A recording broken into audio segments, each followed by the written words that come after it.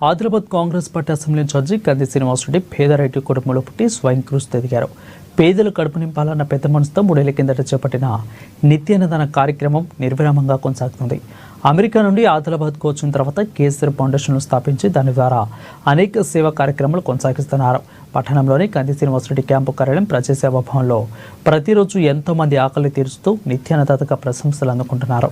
అన్నదానంలోకి ఆకలి తీర్చే అన్నదానం గొప్పదన్న ఆలోచనతో ఇంత మంచి కార్యక్రమాన్ని కొనసాగిస్తున్నారు. ఈ నిత్యాన్నదాన క్షేత్రానికి ప్రతిరోజు పరిసర ప్రాంతాల నుంచి వందల సంఖ్యలో వచ్చి భోజనం చేస్తున్నారు.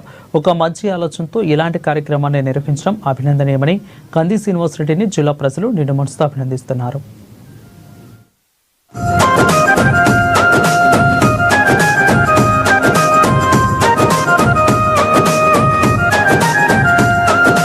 పోరాటానికి పొలికే కై పిడికిలి ఎత్తినవు, పేదల బ్రతుకుల మార్చుటకై పయనం గట్టినవు. పోరాటానికి పొలికే కై పిడికిలి ఎత్తినవు, పేదల బ్రతుకులు మార్చుటకై పయనం గట్టినవు. ఉరిమే ఉరుమై నిలిచినవో సీనన్న, ఉద్యమ కాగడమైనావో కంది సీనన్న.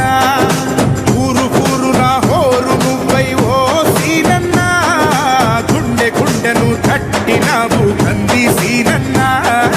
కాంగ్రెస్ జెండా పట్టి కథన రంగం తొక్కినవు సీనన్న. నీ వెంట నిరుపేదల చేయుతా కంది సీనన్న, మాకు నువ్వే కొండంత. సీనన్న నీ వెంట నిరుపేదల చేయుతా కంది సీనన్న, మాకు నువ్వే కొండంత. మతనం బాధ్యతలెన్నో మోస్తూ మాకై నిలిచావు నిత్యం. పేదల గుండెకు సప్పు